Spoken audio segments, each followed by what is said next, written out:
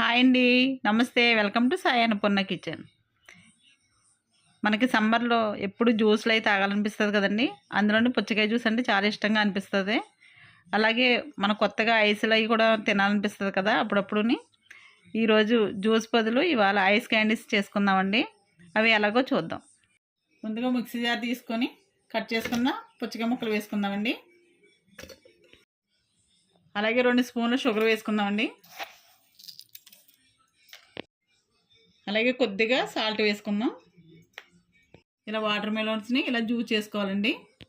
Juice చేసుకున్న తర్వాత ఇలా పాప్ సైకిల్ మౌల్స్ ఉంటాయి కదా, ఇలా వాటిలో వేసుకొని ఫిల్ చేసుకుందామండి.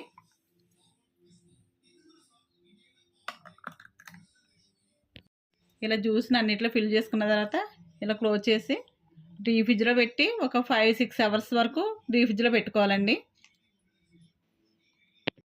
ఓకే అండి, 6 అవర్స్ పెట్టుకున్నాం కదా ఫ్రిడ్జ్లో. ఐస్ పాప్ సైకిల్స్ ఓకే అండి, water melon ice pop cycles ready అయిపోయినాయి. ఎంతో టేస్టీగా ఉంటాయండి. మీరు కూడా ట్రై చేయండి. మా వీడియో కనుక నచ్చినట్లయితే లైక్ చేయండి, షేర్ చేయండి, కామెంట్ చేయండి. మా ఛానల్ని సబ్స్క్రైబ్ చేయండి. Thank you.